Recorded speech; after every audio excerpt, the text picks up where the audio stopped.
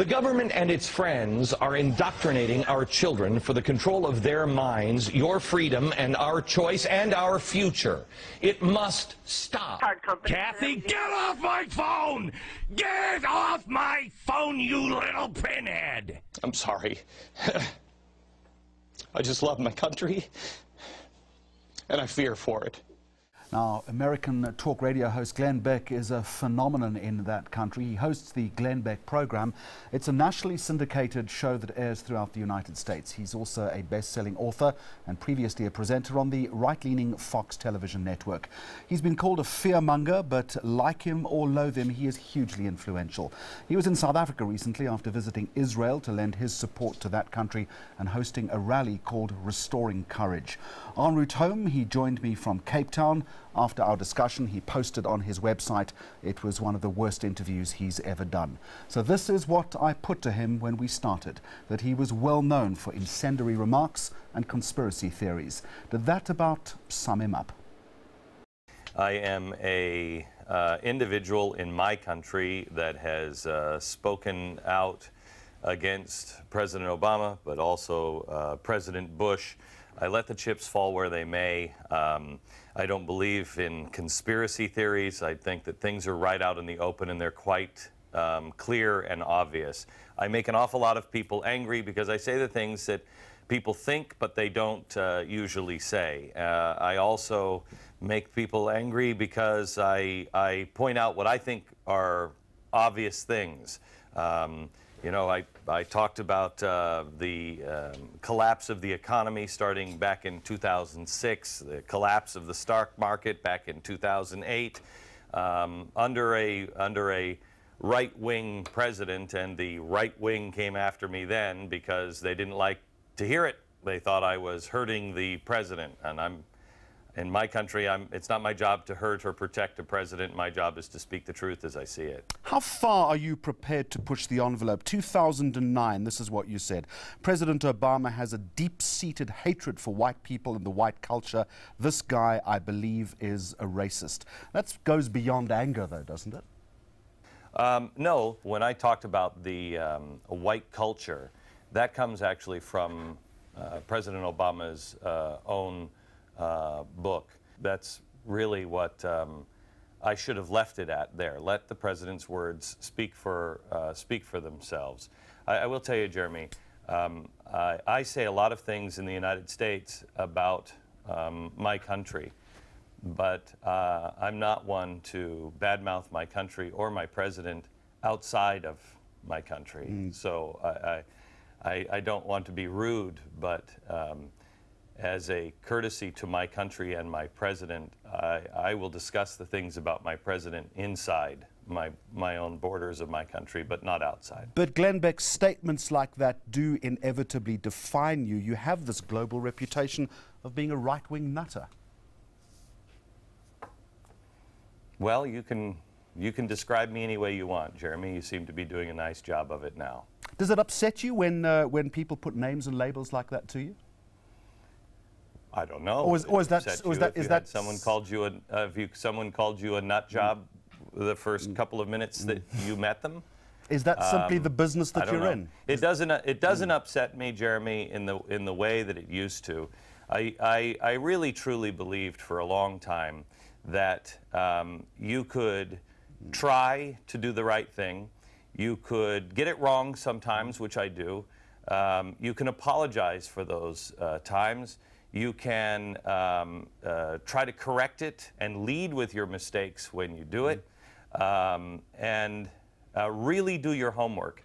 And when you did, the media and the honest journalists would say, okay, now wait a minute, I never looked at it that way. Let me do my homework. Let me look into it. I really truly believed for a long time that honesty was always the best policy. I still believe that.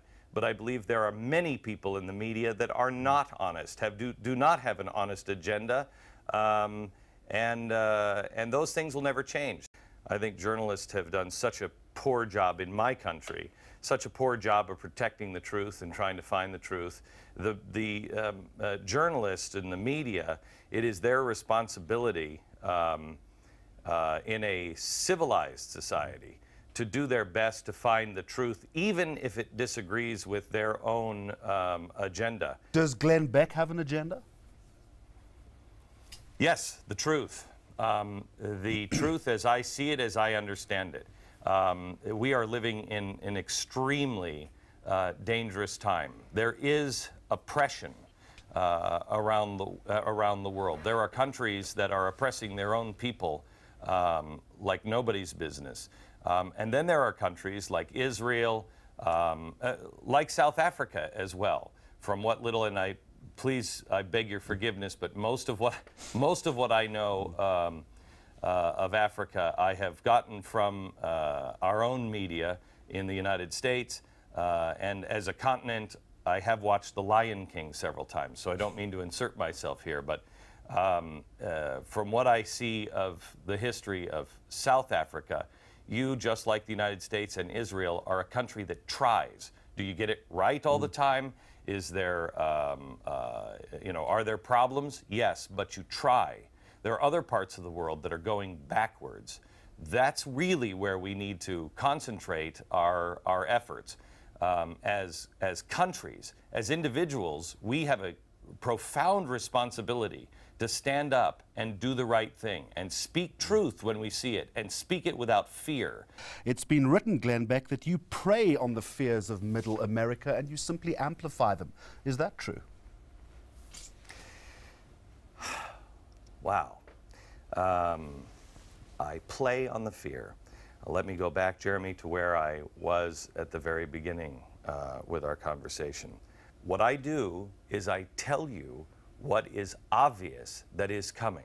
Let me start in 1999.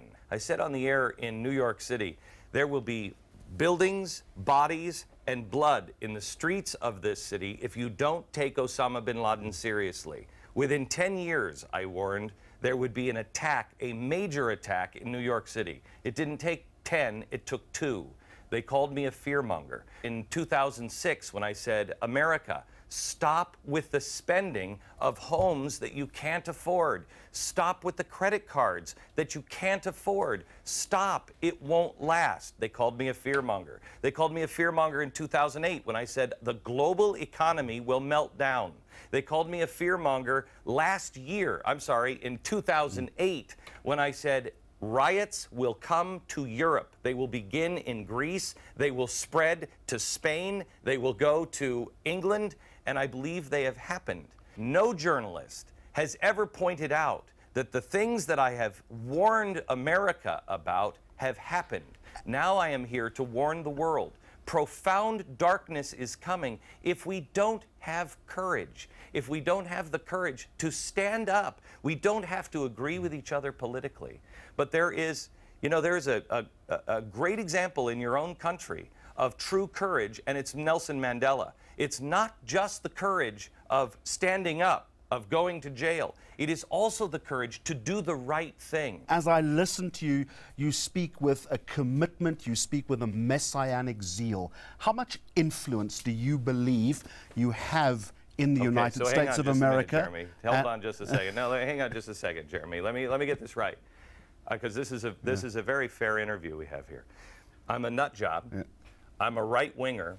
I'm a conspiracy theorist, and now I'm sorry, what? I said to you that you were talking. No, I said that you were talking with a messianic zeal. You're talking like a prophet. My question to you is, how much influence do you really think you have? Are you more powerful than President Obama? No, not by any stretch of the imagination.